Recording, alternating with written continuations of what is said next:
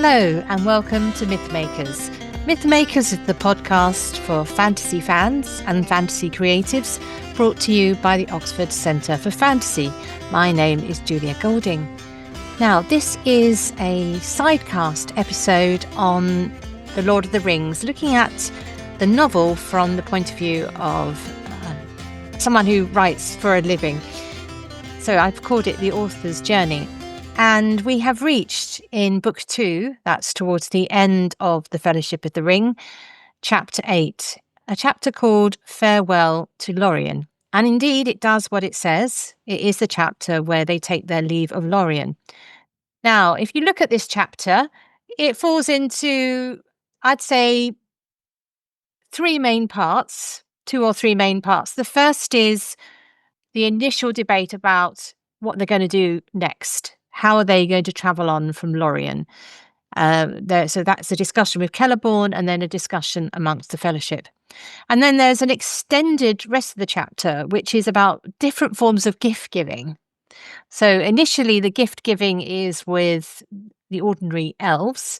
And then the last part of the chapter is when they meet Celeborn and Galadriel again for the more formal, personalised gift giving. So that's like the third part. Now you could argue that the whole chapter is one long series of giving of gifts, but we'll look at that in a moment. I found myself actually making quite a lot of notes on this chapter because I realised there are a lot of really interesting themes that come up. And there are things that I had not noticed. The number of times I've read this book and still I am coming across new things. So I hope in this I will be highlighting things that you also haven't noticed so that you can have a new, fresh enjoyment of this chapter. The first thing I noticed is that where they meet is to initiate the leaving mechanism, as it were, the detachment of the company from their rest time in Lorien, is they meet in a place which is called the Chamber of Celeborn. Now, this is quite an interesting hierarchy here because obviously Galadriel is the senior elf in many ways, having come from Valinor. But in terms of who is known as the Lord of Lorien, it seems that Celeborn is given that name in the same way Thranduil is given the name of the Lord of the Elves of Mirkwood. And I hadn't really noticed that until I thought, oh yeah, they're highlighting here, or Tolkien's highlighting that it's Celeborn who is the person associated with the place, because Galadriel arrived there or came to Middle-earth later. Celeborn serves quite a useful function in this chapter, aside from his kingly presence, and that is that he is the one who often reiterates the geography of where we have reached in this complicated tale, and also reminds us of the stakes. And that is what he does at the beginning of this chapter. He reiterates the stakes, both personal and to the wider world, saying basically, you can stay here if you want, but that will have effect on people's lives beyond just your own. Galadriel confirms that they all wish to go on. And note here that Boromir is not, he could have just nodded his head and kept his own thoughts to himself, but he is increasingly more bolshy. He's more pushing back. He has been all the way through, but he can't just accept that he's going on. He has to say, well, I was going on anyway, whatever you say. And this is the grit, the place that he actually puts the pressure on the company is always this attitude of my agenda, I know I'm right. And Tolkien is reminding us of that because, of course, it's going to come to the breaking point in a chapter or so's time. We also hear that they can't make their mind up. It's a problem when writing a book if you're trying to keep us in suspense as to what decisions people are going to make. How do you do that without it becoming tedious? It's a bit like in Hamlet. How long can you keep us watching a play about a prince who is thinking about whether or not he should take revenge for the death of his father? They are delaying this decision. It's a genuinely difficult decision for them because Aragorn had thought he was going to go to Minas Tirith and become king, take on that or try to earn Arwen's hand in marriage and all those stakes for him, but he's without Gandalf, he has to step into the shoes of leading the company. And so one way of keeping the suspense going so it's not annoying is to do what Celeborn does, is use a strategy where they don't have to make the decision yet. It's not come to the absolute crunch moment. And so they are given elven boats, which means that they can literally sail between the two, the East Bank and the West Bank. They can keep going without the decision having to be taken. Also, we get a nice little detail here that Merry is quite fond of boats because he lives near the Brandywine. And he says that, not all hobbits look at boats like wild horses. We know, and it's later made very clear, that the person who does regard boats as wild horses is, of course, you guessed it, Sam. It's helpful the way Celeborn lays out the way markers down the river. You'll go through this land and then meet these fools and so on, because as a writer, if you're creating a fantasy land, and we know that elements of this story Tolkien was inventing as he went along, filling in his map, so to speak, that it gives you something to write towards. And if you have problems sustaining a story, you might need a little bit of a Celeborn in your mind and perhaps in your story too, someone who will say, well, after the wood is the castle, that kind of thing. So you know where you're going, because that will suggest events on the way to you if you start putting in the geographical markers. So it's very useful to have a Celeborn. It's there's a little passage which you may not have noticed after they accept the gift of the boats with some relief. It's like a company reaction to the boats where everybody's different response is marked. And there's a joint one, which is a kind of fatalistic one, which is whatever perils lay ahead, it seemed better to float down the broad tide of Anduin to meet them than to plod forward with bent backs. So there is a feeling in this book, no matter how many delays they have, there is a tug, like a tide, bringing them towards the confrontation. And the river, in a way, stands for that at this point. They are being taken into the adventure, even if they wanted to keep out of it. And note also at the end of this little interview with Celeborn and Galadriel that we have another of these biblical cadences that we examined in the last podcast, where Galadriel says, do not trouble your hearts. She's changing her tune here. Do not trouble your hearts overmuch. So actually, she's saying you've got to be a little bit worried. But it's going back to the idea that the elves strike this angelic almost cadence. Do not let your hearts be troubled. So it's still a note that's played again and again by Tolkien.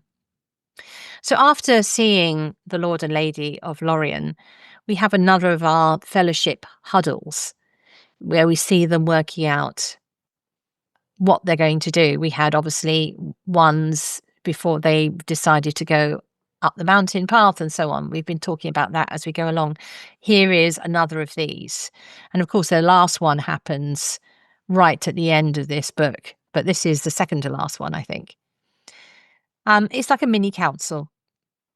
And what's most notable about here, because they're reiterating the point that they can't make their mind up, but there is something new here to notice, that Boromir betrays himself and Frodo notices, but he doesn't know if other people notice.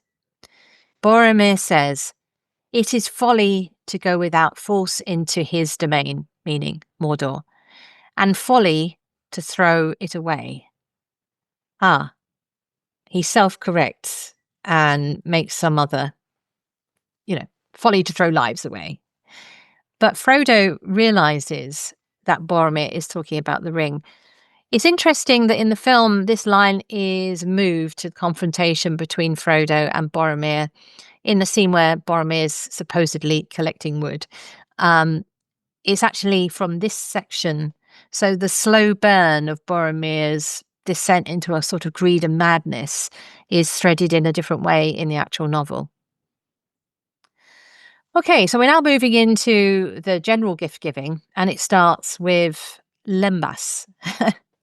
It's one of those miracle foods of the elves. We've had the cordial on a couple of occasions. There is an echo here with this, don't eat too much of it. It's like a wafer with the creamy insides. There is a connection here, possibly to the bread of communion, which you don't bolt down, but it's supposed to, it's not a meal in that way, it's a symbolic meal, and it's supposed to be soul satisfying. So there is a connection, I think, quite deliberate here between a sort of sense of a spiritual food that lembas represents. It's unlike any of the other food. It's unlike cram. It's unlike the food that Faramir later gives Frodo and Sam. It is a special spiritual food. I always imagine it a bit like some kind of macaroon. I don't know what. I think people have tried to uh, make recipes for it, but I suppose really the point is it isn't like anything any of us have ever eaten, because it is beyond that. It's elven. So you have to let your imagination think of something even better than anything you can possibly eat. We do get a nice shout out here to Beorn and the honey cakes, which for the observant reader will take them back to The Hobbit, where for Bilbo, eating the honey cakes was a high point. So moving on from Lembas, and of course Lembas is going to be important for the rest of the story, particularly for Frodo and Sam, we have more gifts. And these start out as generalized gifts, so obviously the boats. But we've got gifts of a hood and a cloak, which is naturally a camouflage. And it's Pippin this time who raises that question of elven magic and again gets the answer, well, we don't quite know what you mean. But there is a lovely detail here, which I think picks up one of the themes of this chapter, which is about making and creativity. And the elves say to Pippin and Merry, leaf and branch, water and stone. They, that's the cloaks, have the hue and beauty of all these things under the twilight of Lorien that we love. For we put the thought of all that we love into all that we make. Now, this is the difference between the creativity of the good and the bad in Middle-earth. The rude, crude weapons of the orcs are not made with love, often made out of slavery and fear and servitude, whereas the weapons, the cloaks, the leaf brooches, another important gift, are all made with love. Even the rope, we assume. And I think this is a really interesting theme, in picking up with lembas being like a spiritual food. These gifts also have their spiritual aspect of protection and comfort and a sense of cleanness. Later on, when Frodo is in really pretty bad situation in Mordor, having the elven cloak next to his skin is a huge comfort. So there's a power of goodness because it's made with love. There's a whole kind of spiritual, theological writings about the dignity of work and making, which I'm sure Tolkien is aware of. But also for us as creatives, I guess that is what we should be aiming for, is for making things with love rather than hatred and fear and servitude. So I love this. It might be my new motto for creativity. Moving on, we get Haldir popping back up again. He sort of bookends the arrival and departure from Lorien. In a way, because the other elves who have been talking to the company aren't named individually, he stands for the other elves who aren't Celeborn and Galadriel. But he also connects us to events in the outside world because he's been on guard. And it reminds us that things, though time seems to stop almost in Lorien, it hasn't stopped for everywhere else. And there's this little tantalizing detail, which I imagine on first read you don't notice. He mentions how there are sounds and clouds of vapour in Dimrill Dale, which is back towards Moria. And we later find out, of course, it's Gandalf battling the Balrog. So it all does connect. And these are the kind of clues that you can read with an aha moment on your second time. So one of the things which is so lovely to watch about Tolkien as a writer is the way that he does put in these things which mean the book appears differently for us further readings. And that's why we don't tire of it. It's not all done and dusted once you've read it once. Now, here is a detail I had not noticed before until looking at this very carefully for this podcast. And that is Haldir leads them for 10 miles from Galathon to where they get the boats. I really hadn't noticed that. So suddenly Lorien is bigger in my mind than before. And he leads them to another lawn. And here what's is described as being bounded by rivers. We've got the silver lode glittering, like silver, and the great river, that's the Anduin, which is described as deep and dark. And the banks on this great river are described as bleak and bare. So can you see how Tolkien continues to ring these lexical sets really about the different worlds? It's the part of this spell of enchantment. So with Lorien, we've got silver, gold, green, bright light, glitter. Outside Lorien, you have deep, dark, bleak, bare. So that's how you create atmosphere, is keep on gently putting it back in, and eventually you get this thing that adds up to something much bigger than a single sentence. In the boats, which are well packed for them, there is the gift of rope. And this is a bit of a relief moment for Sam and also for the reader as well, because we've been worried mildly along with Sam, and he's finally got his rope. So it's a bit of, oh, I'm glad he's finally fully equipped. And there's a nice little detail about he could have stayed to learn how to create rope if he comes back to learn. That's nice, the idea that they're willing to share. They're not keeping the secrets of their creativity. They want to share. The boats themselves seem to have personality. Tolkien lived near the Cherwell River. Well, it's not that far from the Thames either, called the Isis in Oxford. And punts themselves are quite hard to fall out of, but he would have seen many a rowing boat go by and no doubt probably fallen in his fair share of rivers. So it's quite sweet here that he talks about these boats being, they are wayward if mishandled. I like that fact. And that goes back to the idea of them being a bit like wild horses. They have a personality. And then before they set off, the company have a practice.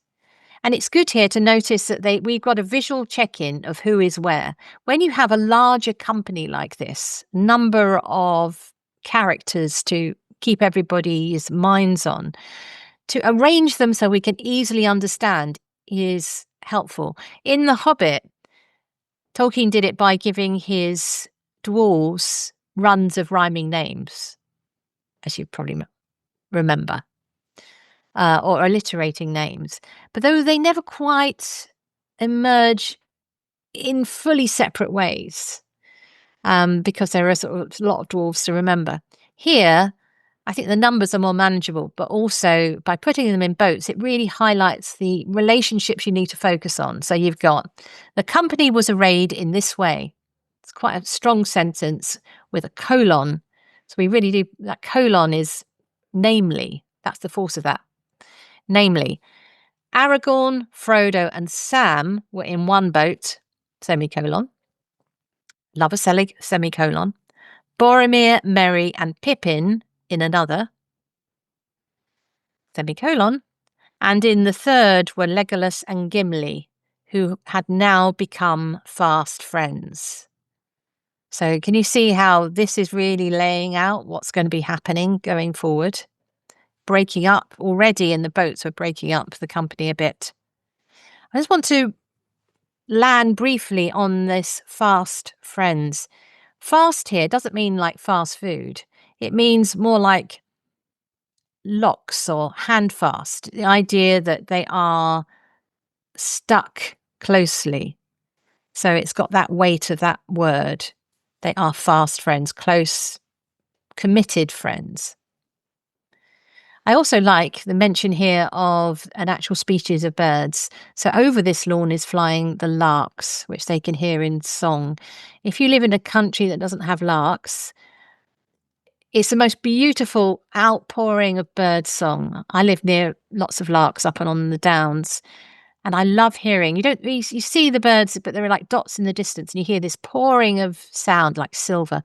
If you want to feel what that's like, Let's have a listen to the piece of classical music called The Lark Ascending by Vaughan Williams, where the violin plays the part of the lark. And I suppose that might be my theme tune for Lorien, The Lark Ascending. We're moving on from larks to swans, but it's not a real swan. Making quite an entrance, they love a good entrance, Celeborn and Galadriel arrive by boat.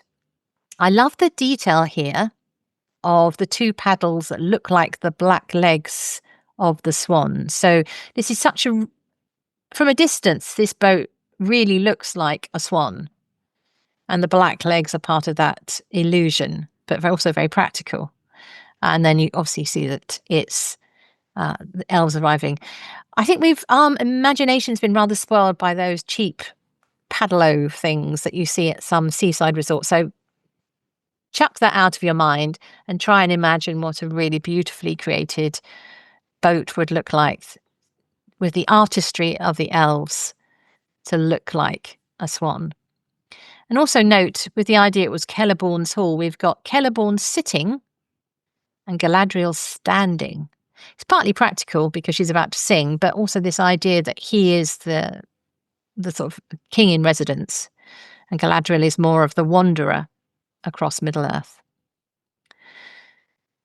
So we get the first of the two poems in this chapter, Galadriel's Song. It's a beautiful poem. It has an interesting opening, which I hadn't thought about until, again, today. This is why I love doing these podcasts, because it helps me see new things myself. There's a nod to the creation myth here. I sang of leaves of gold, and leaves of gold there grew. Of wind I sang, a wind there came, and in the branches blew. You'll know that the very original story of, well, by original, I mean the origin of the world in the Silmarillion is Ilúvatar and the Valar singing the world into creation. You get an echo of this in the creation of Narnia when Aslan sings the world into being. And here we've got Galadriel just nodding to that in this song. We also get here the twin themes that go with elves. One is the vistas of places that you aren't expected to understand and know at this stage in the book. Places like Tirion, Eldamar, they just sound lovely. You're supposed to have a sense of places like mountain ranges that you're not visiting, that you don't know about. That's what they do there. And you also get here the melancholy, which comes particularly in the last 4 lines, which is, O Lorien, too long I have dwelt upon this hither shore, and in a fading crown have twined the golden Eleanor. So that fading, it's a world that's fading. But if of ships I now should sing, what ship would come to me? What ship would bear me ever back across so wide a sea? It's not looked at in this book, but there is in the sort of greater lore. The situation that Galadriel finds herself in is that she was amongst the rebels who followed the sons of Fëanor, and they left Valinor, and they included some of the parts of that group killing other elves. So they left in disgrace, and there was a curse put upon them, and that curse stretches even to Galadriel, and that her situation, this is one version of the lore, it's her situation is that she needs to regain the right to go back to Valinor because she's under this curse. None of the sons of Fëanor can because of it, and they all have different sticky ends. Galadriel is someone who is eventually forgiven, and this is the moment where she is able to do that because she resists. Whereas they were in pursuit of a Silmaril, now she has resisted the ring, so it lifts the curse eventually on her, and she can go back at the end. That's my understanding of Galadriel's story. Though I did mention in the last podcast that Tolkien had a variety of stories about Galadriel. So I like this one, though. It makes sense. It makes sense of the melancholy of this story here. So here we have them singing the song and coming to land and eating together, which surprisingly they haven't done during their stay. The elves keep themselves to themselves, it would seem. But before they land, I just want to highlight another beautiful little phrase, which is the changing faces of Galadriel. We're in the mind of Frodo. Remember that his is a good mind to be in at these times when we're thinking of the finer things, the finer sort of history. He's got a hobbit of great perception. And Frodo reflects upon how Galadriel has seemed different to him at different stages when he's met her. And now, already she seemed to him as by men of later days, elves still at times are seen, present and yet remote, a living vision of that which has already been left far behind by the flowing streams of time. Now, I wanted to pick that up because this theme of time and the river is going to be a theme that plays continually through this section. Okay, so we're back now with Celeborn giving us another geographical sketch. This is part of the decoupling from Lorien, part of moving on. And actually, it's interesting here that we get as far as the gates of Mordor in the description that Celeborn gives. Have a look at this, go to the map, work out what he's describing. And it reminds me that Tolkien at this point is not aware how long his story is going to be. He actually thought he might finish it quite soon. He certainly didn't think there was going to be another 2 whole books worth. So the fact that Celeborn's talking about the gates of Mordor, I think, is a sense of almost Tolkien thinking, oh yeah, I'm not so far from the end, am I? But we all know that the gates of Mordor is not where they get as far as there, and they've got to keep on going. But he also mentions something else which later is remembered. He calls Fangorn, that's the forest in which Treebeard lives, a strange land, and is now little known. It's interesting because it's not that far away. How I've remarked on this when it came to the fate of the Dwarves of Moria. There is a lack of mobility. Not many wanderers like Aragorn in this world. But anyway, let's leave that aside. Celeborn, who is obviously wise, the wisest of the elves apparently, he calls it a strange land. And one of the things that I'm amused by looking at it this time is that Boromir takes everything that's said as a challenge to his bravery and manhood as a way. He sort of says, oh, well, he recaps his the journey to Rivendell and how he lost his horse in the fords and all this kind of thing. Saying, I'm going to find my way through. He can't just let somebody say something. He has to come in and say, no, it's going to be fine. I'm a big, bold man. And it's going to be fine. And Celeborn makes this interesting response, which is, do not despise the law that has come down from distant years. For oft it may chance that old wives keep in memory word of things that once were needful for the wise to know. It is needful to know that Fangorn is occupied. But also that comes up again when we have the healing in Minas Tirith about the law of old wives and Athelas. Gandalf is the one who talks about it then. He's obviously not present at this moment, but he would agree with Celeborn that there is a lot of wisdom to be found in so-called old wives' tale. Galadriel is the one who offers the cup of farewell. It did tend to fall to women in the court to offer the cup. I think we see Erwin doing something similar later on. And this is picking up on the sort of medievalism, the chivalry, even Anglo-Saxon, in fact, feeling of the courts in Tolkien's world. And she also uses it as an opportunity to give everybody a perspective that you don't have to find sadness in things coming to an end. In fact, things do need to move on. Tolkien criticizes the elves as embalmers, trying to hold things still. And Galadriel has wisdom of the ages in that you do have to let things go. Now we move to the more personalized gifts. All of them are interesting, so we're just going to go through them quite quickly. But Aragorn gets a sheath for Andúril. And then he has this, what seems on first reading, cryptic exchange with Galadriel, where you realise that he's talking about Arwen, that she held in her care something that cannot be given. That's what he wants. He wants Arwen. But he is also given something else which is of talismanic importance. He's given the green stone, which gives him the name Alessar, which is described here as being a sort of like winged jewel. And it's when he puts this on, it's almost the moment when he becomes the king. The others look at him differently.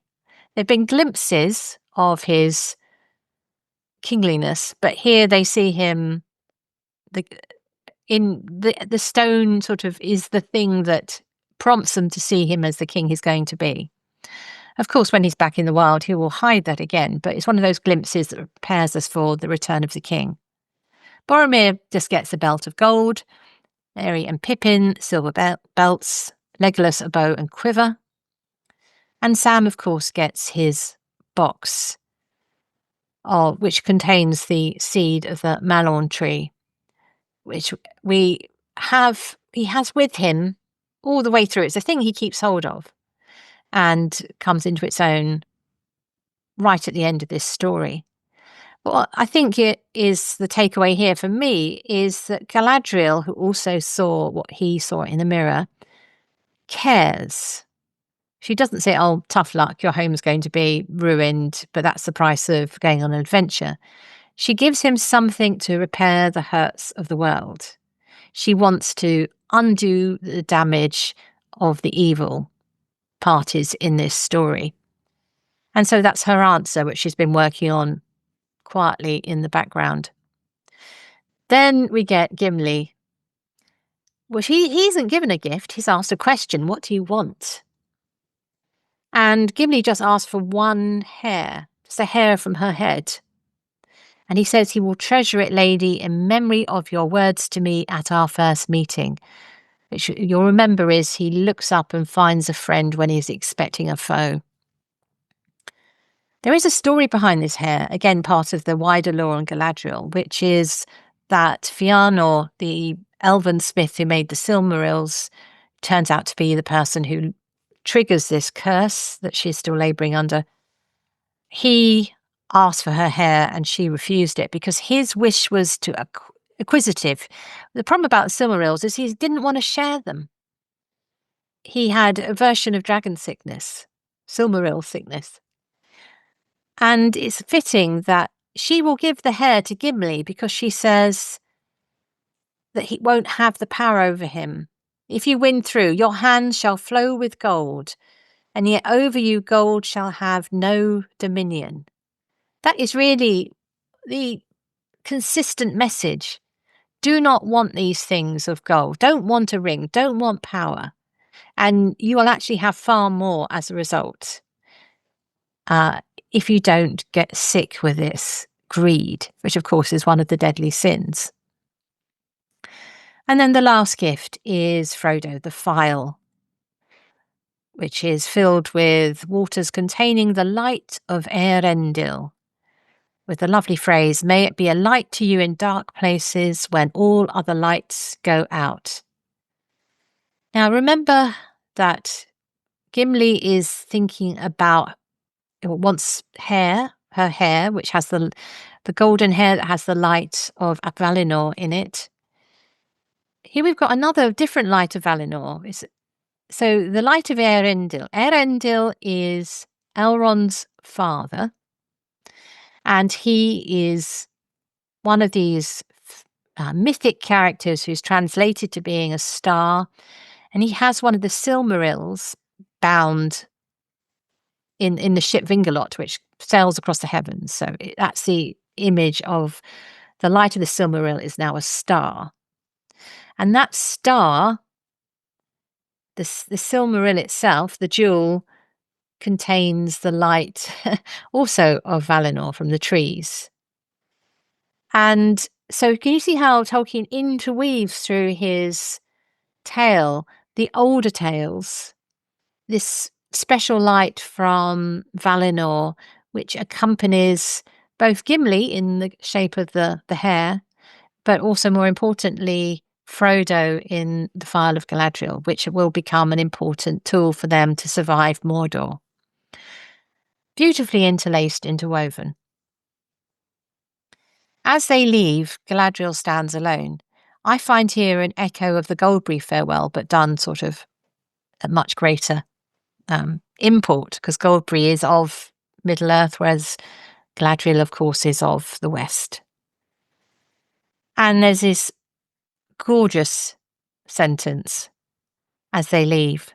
For so it seemed to them, Lorien was slipping backward like a bright ship masted with enchanted trees, sailing on to forgotten shores, while they sat helpless upon the margin of the grey and leafless world. There's going to be a discussion about time coming up, one of my favourite passages in the book, which is going to pick up on this theme of time being like a river, also connects to that earlier passage about the rivers and time. So it's winding its way like the river through this chapter. And it sums up beautifully the feeling of Lorien being its own capsule of time floating away from them, and they are getting shipwrecked, getting bereft of it. We have the second poem in this chapter, again by Galadriel, where she sings in a different form of Elvish, Quenya, and Frodo remembers it. He doesn't understand it at this point, but he later gives it a prose translation. What is this doing here, presenting us a poem which is very difficult to read? Well, you can sort of sound it out, have a go, and enjoy the beautiful sounds. But Tolkien's also showing us his love for language. His world is a world created out of language, but also by not giving us an easy access to it, also suggests the strangeness, the otherness of other creatures in this world, other races, the depths of things you don't understand. And when you do read the translation, it's a song of homesickness, of loss, of trying to find a way home, the themes of Galadriel, which chimes nicely with where her story lands at the end of this book. We also get one of Tolkien's little ominous phrases like we had with Aragorn when he was in Cerin Amroth. To that fair land Frodo never came again. Before we know the full sort of arc of this story, does that mean Frodo dies in the next chapter? The jeopardy is raised by seeing that he's not coming back. Now they're on the river. Lorien is fading behind them, and Gimli cries out from the depths of his heart how much he feels he has lost. He says that he thought that danger would come in other guises, but it turned out to be falling in love with this land and with the Lady Galadriel. And Legolas here shows his friendship to Gimli, but also his understanding and his wisdom and the necessity, like Galadriel said, of letting go. For such is the way of it, to find and lose, as it seems to those whose boat is on the running stream. Got this stream thing again. Living in time means that we move on, that we lose things. We can't keep hold. We can't clutch to things. And you are left with unstained memory of the place. You haven't spoiled it by trying to keep hold of it beyond what is right. And Gimli has an interesting sort of comeback on that. He says, well, there are different kinds of memory. To elves, memory is more like to the waking world than to a dream. So the idea that for elves, memory is like experiencing it again, whereas us poor mortals, for us, memory fades and it's like a dream. That's not resolved because they have to then look to the boats. But it's interesting that Legolas doesn't say you're absolutely right, that's what it's like, but it's left out there as a possible way that elves experience the world. And they carry on travelling through the brown lands. Now, it's quite easy after all the gold and the silver of Lorien to sort of not appreciate the beauty of these plain, bleak landscapes, but I love it. It's like having something, plain after a rich meal. It's a great contrast. He describes the sun as being like a white pearl. That's what the sun looks like when there's cloud cover or mist. Wonderful sentence here. Great trees pass by like ghosts, thrusting their twisted, thirsty roots through the mist down into the water. So listen to that alliteration. Thrusting their twisted, thirsty roots. Love that.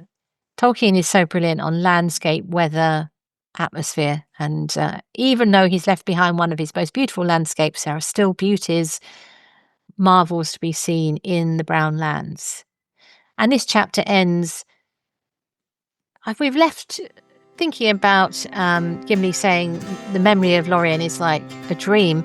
It's notable that we actually end with Frodo dropping off into an uneasy sleep. It's as though we're all going into a dream about Lorien having left it behind. So that, I'm afraid, is farewell to Lorien, to which we will not return like Frodo.